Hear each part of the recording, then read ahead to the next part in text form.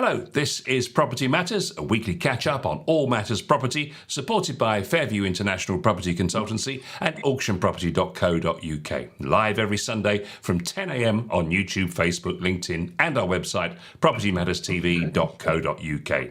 If you're watching on the website, please leave us that Google review. And if you're watching via social media, get involved in the comments below. We'd love to hear from you.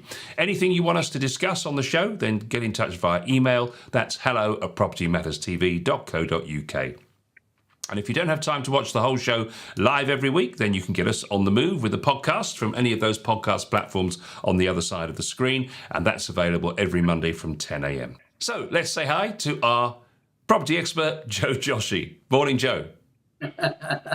Good morning, Paul. Good morning to our listeners and good morning to our viewers where they are. And it is Sunday morning, of course. I can fully understand the little stutters and the little mistakes, but it just tells you how live we are when we do come on. And of course, it's Diwali, so happy Diwali to all that are celebrating. And of course, it's Remembrance Days, and it's a day to remember all those that served us well to live us with the lives that we lead today. A very, very auspicious day in different ways. Indeed. And moving on to matters of property, it's been a busy week with no less than King Charles getting involved in property this week. Of course, he went to give the King's Speech, his first one, or the first King's Speech for 70 years. And he announced two big things, which aren't really a surprise to people who are close followers of our show, because we've been talking about them for some time. Firstly, the reform of leasehold, and of course, the dreaded rental reform bill. So let's just unpack it a little bit. The King's Speech, of course, heralded the start of the leasehold reform bill, and it's interesting that this week they've just announced the consultation process for this. So the leasehold reform bill says the King aims to empower leaseholders to make it cheaper and easier for existing leaseholders in houses and flats to extend their lease or buy their freehold. The bill will also up the standard lease extension from 90 years to 990 years for both houses and flats, and ground rents lowered to nothing. The government said that this would ensure leaseholders can enjoy secure, ground rent-free ownership of their properties for years to come without the hassle and expense of future lease extensions. The bill also says it will remove the requirement for a new leaseholder to have owned a house or flat for 2 years so they can benefit from the changes, and increase the non-residential limit where leaseholders can buy their freehold for 50%. So do you want to just unpack that for us a little bit there, Joe? Yes, so historically, fundamentally, I'm not really sure why such precedence was given in a King's Speech after 70 years for something that has been rambling on for a while. The reality is that people that bought flats and perhaps historically some houses on estates that may have been held as a freehold within a company that built them a long time ago. So originally, just to rewind, why they actually used to make it leasehold as opposed to always a freehold, it was about crystallization to some extent. If somebody had bought land and built a block of flats on it, the problem was always that not anyone particularly owned the freehold. So therefore, a separate title was created to own the freehold, and then of course the leaseholds were created so that everybody could have their own lease of their flats or their houses. And in some cases on estates, they were built on developments of perhaps a factory or a foundry, and they were created for workers. And on farms, they were also created for workers. So they were a property, a freehold on a farm, and then the workers would have a lease on the property that they were in as workers' cottages, so that they didn't have complete ownership. So that's why the original sort of freehold, leasehold kind of thing started back in 100 plus years ago. Now it has come to a point where when leases become shorter as time goes on, the person that has the freehold has the right to charge the incumbent leasehold owner a colossal amount of money in some cases. Certainly in places like London, it could be absolutely like millions and millions and millions of pounds, hundreds of thousands of pounds, and in perhaps other places it could be as 30, 40, 50,000 pounds for them to then renew the lease. So they, could buy a property, have a 99-year lease on the property, and that 99 years now dropped to say 65 years, and the lenders that lend money on them now won't want to lend money on them because they don't feel it's safe as a long-term lease for them to have their security on. So someone somewhere has to extend that, and to extend it, the freeholder says, well, it's my privilege to extend it, and for that privilege you've got to pay me. And that's one of the reforms that's taking place at this moment in time. What they're saying now is that anyone that is living in a flat that has pays ground rent to show that there is a rent payable on paper to the freeholder, won't have to continue to do that. They can buy the freehold directly, or from the outset given a 990 plus year lease with no ground rent. So in other words, they almost have the ownership, virtual freehold, by having a 990 year lease on it. And those that have had shorter leases have the right to buy the freehold aspect collectively, perhaps. Certainly, if there was like 3 or 4 in a block, or there's 20 in a block, they might collectively buy the freehold, or they have the right to buy the freehold first before the freeholder could sell it out to somebody else. So they have the first right to do that.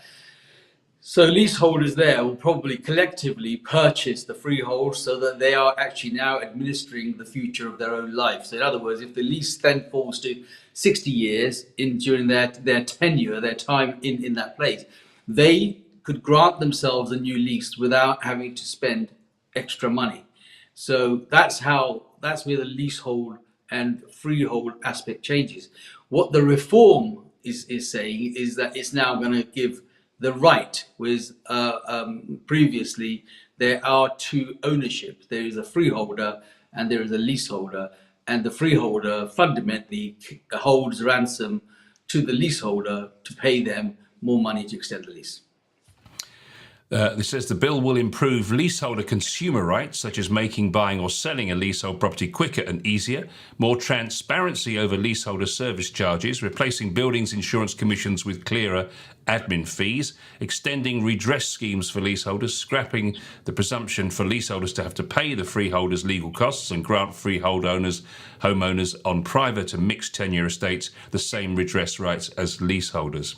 It will also aim to ban the creation of new leasehold homes and consult on capping existing ground rents. However, it is unclear at this point whether this applies to flats as well. So that's what's in there. What's interesting, isn't it, Joe, is the fact that they were talking about this 4 years ago, and now it's being dressed up as a new idea. But we've reported on this several years ago, and everybody says, well, hang on a minute, they were talking about this 4 years ago. Well, this is what I said. I really couldn't understand why it is made such a high level for a King's Speech, first King's Speech in 70 years, to something that is, I don't think it's great value. You could have probably said something much nicer about lots of other things that are happening in the country. But nevertheless, it is what it is. And yes, it has been ongoing, and I don't see it actually taking shape much quicker. There are many other things within this so-called government plan leasehold reform, along with other reforms that they want to bring in as part of the Section 21 and so forth. So they're bundling them all up into this particular reform, trying to make things easier for tenants more than landlords. And that's going to be a completely separate story, which I'm sure we'll talk about later on, because at this moment in time, I don't think there's going to be many landlords that are wishing to become freeholders, and they will gladly let the tenants have whatever they want, because there's not going to be many of them around based on what's going on at the moment. Well, the thing that they're saying is that the previous statements that have come out about the leasehold reform that the government themselves have made actually have more sweeping powers in them. For example, they were talking about marriage rights, I think it's called, isn't it? This is something marriage that value. Marriage value, that's it, thank you, which is beyond my understanding, other than to say that marriage value basically is the additional cost or additional value added to a lease once it's been extended. So there was a suggestion that they were going to reform that, and that's been strangely absent from the King's Speech, for an example. And that can amount to quite a lot of money that the leaseholder has to pay to the freeholder. And to come on to that point as well, at the end of the day, it seems that the freeholder's having to give up a hell of a lot of their business, if you want to call it that, because I know for some it is a business, or at least a lot of the value that they currently hold. They're going to have to concede that to the leaseholder. And I can't see them doing that without a fight. And I think, as some people have actually mentioned in the professional side of property this week, that it's going to be a very robust set of conversations when the consultation process is underway, that freeholders are going to fight their corner, because they're not going to give this up easily, are they? And why should they give it up, really? Because Paul, people have been investing in the ownership of freehold for not 10, 15 years. It's been there for hundreds of years. It's been part of a portfolio from their family. It's hereditary. It's an investment that they've been working with forever and a day. And in some parts of the country, especially when you take London, it's very, very expensive. And of course, they are going to lose millions of pounds from properties that perhaps now fall under like 30, 40, 20 years. Some people have never bothered to renew them, and they've come to an end of life, or it's become a probate sale and the person that was in that property has passed away. And that's probably when the freeholder is rubbing their hand in glee by saying, well, now this is the time when I'm going to collect. So they wait. It's like an insurance policy. It's waiting to be matured, really, and they're now maturing. And so the government are now coming in, sort of saying, well, actually, you can't have that. Well, the government have been interfering, consecutive governments been interfering with lots and lots of things that belong to people and not to them. And I agree with you, and I agree with the reform bill in the sense that there will be a fight put up by freeholders. Yeah, they were saying that, just to confirm on that marriage value, by the way, there is no mention of the expected abolition of marriage value for those leaseholders with under 80 years remaining on their lease, or the prescription of rates to be used in the valuation. As I say, suddenly a little bit above my head, but that's just something that was in the original documentation. And others are observing that this is really just a tweak, really, to already existing legislation that people have at the moment, because the proposals to increase the standard lease extension from 90 to 990 years and removal of the 2-year ownership rule were anticipated. I've done that wrong. Sorry. Oh, for fuck's sake.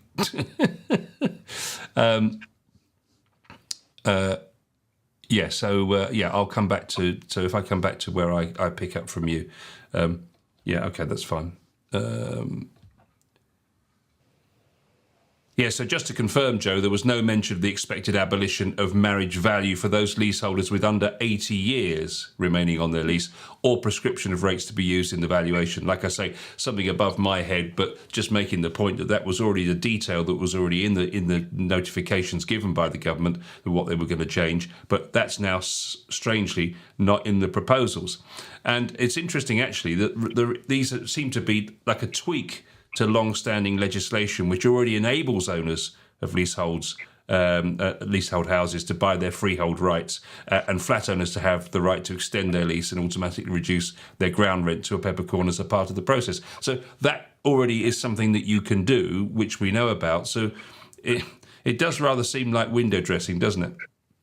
Well, like I said from the outset, I'm not particularly sure why it's made such a headline, because it's really quite a bit of a mess, and I can't imagine any freeholder. And this marriage value situation again means that there is a burden on the leaseholder when they extend their lease to actually pay the freeholder a potential uplift of the value of when it becomes a longer lease. And so it's a win-win for the freeholders every way, and I can't imagine. So again, you're right, they're probably taking that out because people already made a fuss about it. So I can't imagine that this is going to go very far very quickly at this moment in time. But of course, there are some good things about it that people should consider. I think definitely going forward as new concept, people should have a longer lease and not have these ground rents because they are constantly with service charges. But I cannot imagine that any historical stuff is actually going to go away in a heartbeat.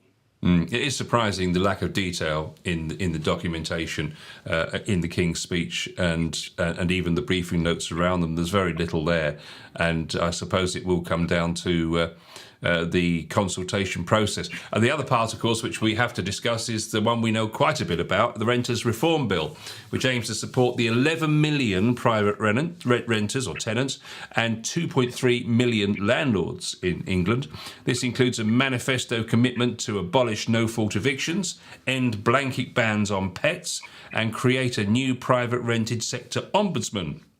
Other measures include strengthening landlord grounds for possession, such as adding new mandatory grounds for possession and stronger powers to evict antisocial tenants. The bill also aims to create a digital private rented property portal to bring together key information for landlords, tenants and councils. It will make it illegal to have blanket bans on renting to tenants in receipt of benefits or with children, a clampdown on criminal landlords and protect the student rental market. The bill will also speed up the courts process so landlords can regain possession of their property if a tenant refuses to move out, and scrap proposals requiring landlords to meet the EPC-C threshold from 2025. So again, a lot to unpack there, much of which we have already talked about, and they do seem so determined to get this one through before the next election. I could see that potentially happening, the Renters Reform Bill, but I really can't see the Leasehold Reform Bill being on the statutes before the next election.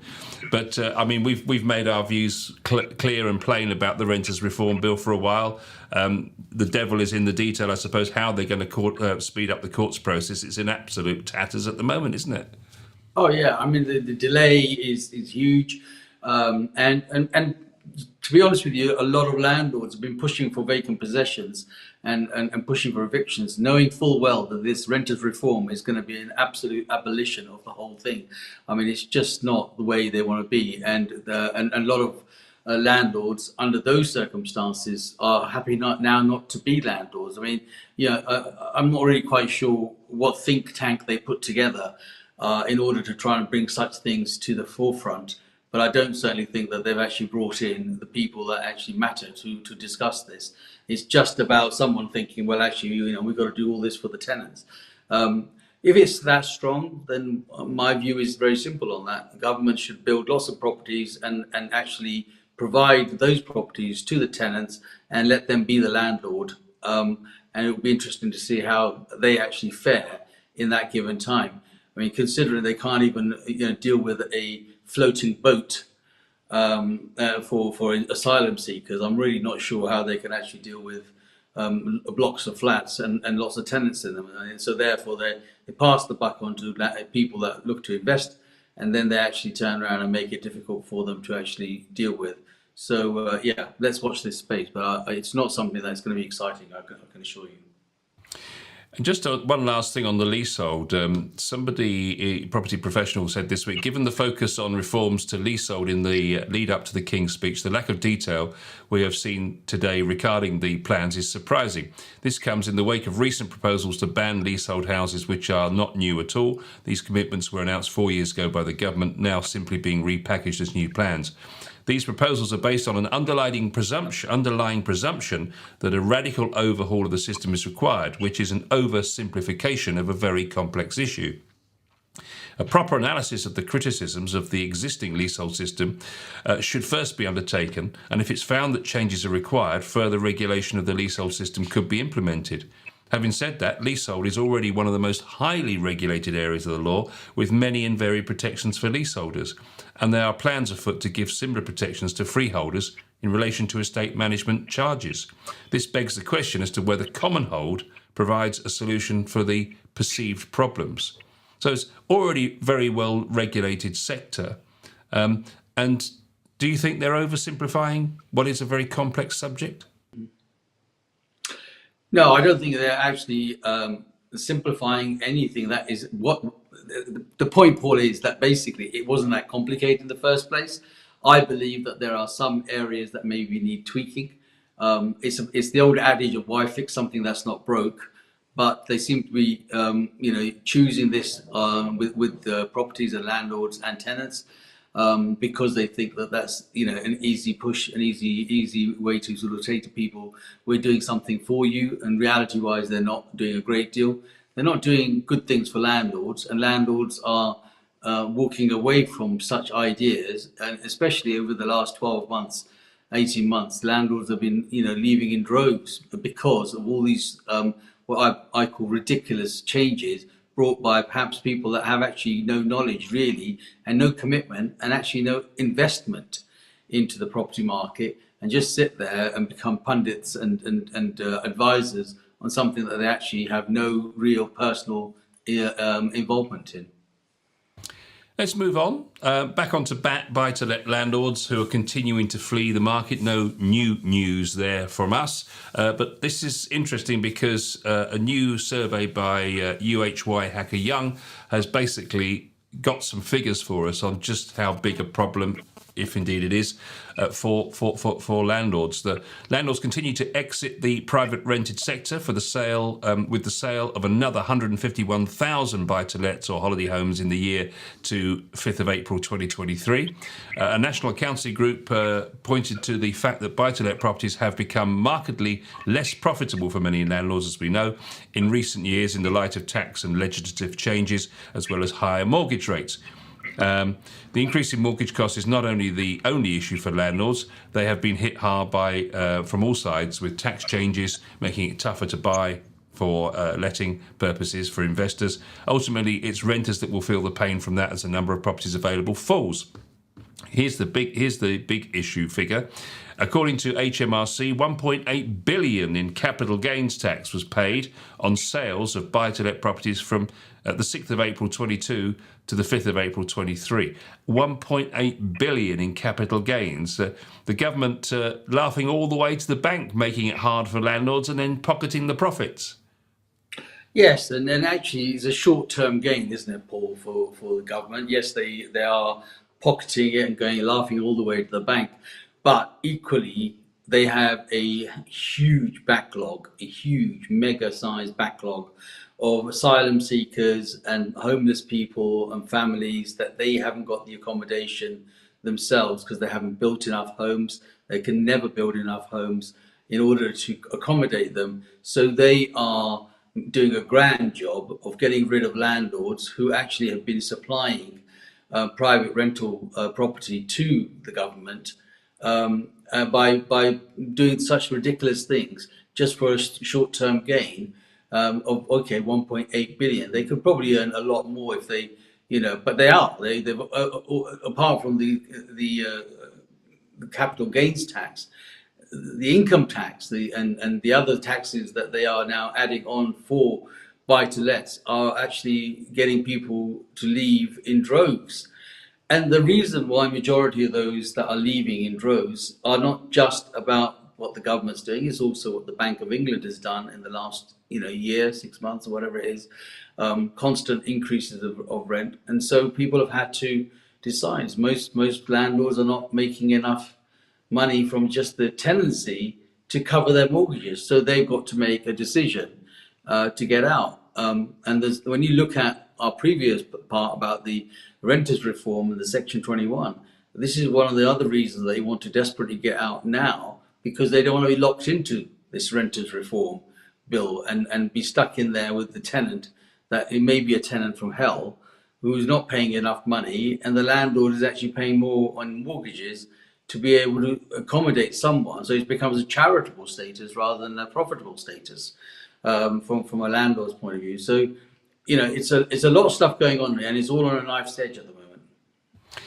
They say that the number of buy-to-let properties that have been sold has increased since the pandemic significantly. So 98,000 was sold in 2021, 153,000 in 21-22. So you can see the increase. And more than a third of buy-to-let landlords plan to sell a property in the next 12 months, according to new research from Landbay.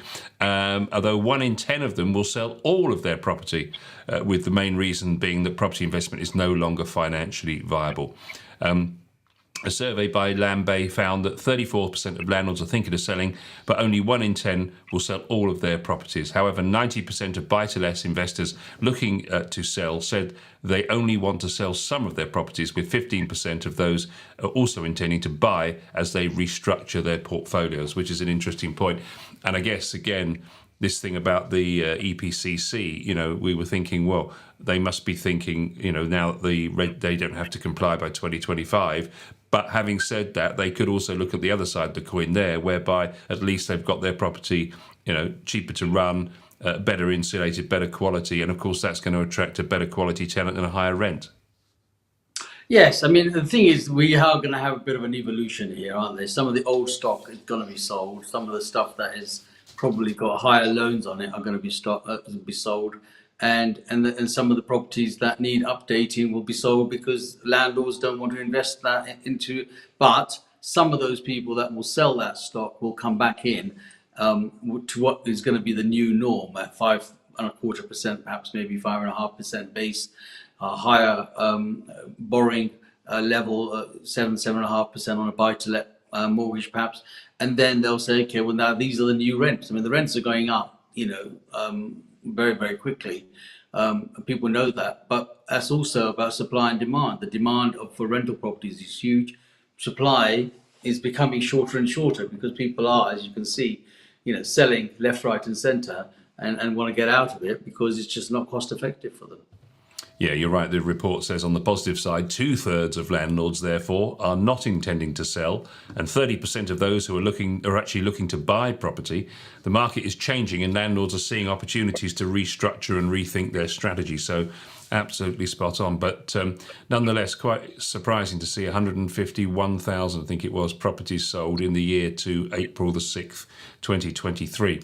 Final story this week for us then, Joe. Fear of rejection preventing self-employed workers applying for mortgage. More than a third of self-employed individuals have never applied for a mortgage because of the assumption they will be rejected due to their employment status. This is new research from TML.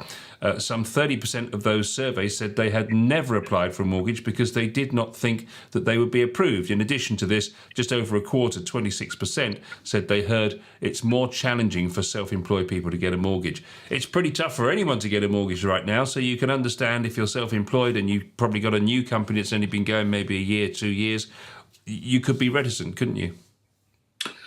Yes, I mean it's just historical, to be honest with you. Since the abolition of self-cert prior to 2007, which is probably the last time anyone was able to get a mortgage by simply self-certifications and saying that they confirmed that they earned X, Y, Z in order to get a mortgage, put a reasonable deposit down and do it. The money market at the moment for just ordinary folk is challenging. For people that are in business or are self-employed, it's pretty much a impossible task. Now, there was a time when certain things were not able to be checked, but now everything gets cross-checked and you've got to be able to justify that you've earned enough to be able to get a mortgage at the levels 4, 5, 6, maybe 7 times the incomes that you need and have sufficient deposit. So hence more people are renting, and that renting market is so strong, but the supply of good quality rentals is not as one wants it. Can you imagine you're a developer or a builder and you've got a truck outside and you've got goods in there and you've got materials and you're living in a flat because you can't actually go and buy yourself a house, or you can't rent one because it's just too expensive. In some cases, mortgages work out relatively cheaper on a monthly basis, even though you've got other outgoings, to be able to have a property, a house that might be, £500-600 a month cheaper by comparison to rent against mortgage, but actually have the space. So it's a real tough thing for business owners and for self-employed people. And I think the other thing is that when you're self-employed, whilst it's a great thing, and of course I'm self-employed, you're self-employed, we are all in that situation. If you do the things right, it can be right, but ultimately it's a challenge and a half to go to any lender and to get them to be convinced to lend you money on the basis of buying a property, even though you might have up to 20, maybe 15, 20, 25% deposit. You might have inherited it. You might have got that money from through inheritance as a deposit, but because you're self-employed, you still can't go out there and borrow the money to buy the ideal home for you and your family. 36% said that they hadn't had the chance to build up the deposit because they were busy putting the money in to build the business up to get enough income to actually get the mortgage in the first place. So you can see the challenge that's facing them. 17% said that they were waiting for interest rates to come down, and 10% said they just found the whole thing just too daunting in the first place. But there is an interesting point there. If you're going to get your business off the ground, you're going to have to invest in it, and that might well have been money that you would have used for a deposit. That's right. It's a vicious circle. So it's a question of having what's on the table, with the food on the table, and looking after the family and living in a rented accommodation, and actually making sure that your business has got the investment that it needs in order to continue to do what you're doing best. Or you take that money into a deposit and you try and get a mortgage, and so forth. So it's a really difficult bridge to sort of cross. But lenders are not, they're not good people. They're not happy. They are probably out of 100 lenders, probably someone like, Bob will probably tell you that there might be one or two potentially that will look at that kind of market. And if they looked at that kind of market, because they're specific, they're definitely not going to be cheap. They'll be expensive. So it's not an ideal position or an ideal situation to be. And of course, my heart goes out to those self-employed people that are just, are the backbone, to be perfectly honest with you, the backbone of the country, to go out there and do that, and then yet be treated in such a way that as if like there's some sort of, disease that they're not good enough to be able to manage it. Yet they can manage the business and manage the family, but they can't manage a mortgage. We know how their calculations come, and the calculations are just not a fair way of dealing with that. Interestingly, 57% of self-employed people have applied for a mortgage and been successful, just 57%. 15% of those people were not successful at their first attempt, and they were not. And a further 4% revealed they applied in the past and had not yet been successful. Of those who've been rejected for a mortgage previously, 38% said they were not approved due to volatile income.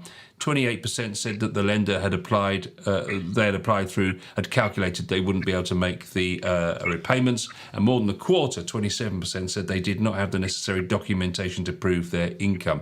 It's an interesting point, isn't it? Of course, volatile income is a difficult one to square, but as you rightly pointed out a second ago, if you're smart enough to run a successful business, surely you should be smart enough to work out whether you can afford a mortgage. Yeah, but that's the problem, Paul. They don't treat you fairly when you go out to borrow. In fact, some people don't even bother to go for the pure embarrassment of being told no. And of course we know the old funny sort of thing about the computer says no. It is about that. The old days when you used to be able to go and talk to your bank manager who actually understood your bank, how things are going. Much different. But today it's an impossible task to do. So more people tend to rent, and then won't go down the buying route.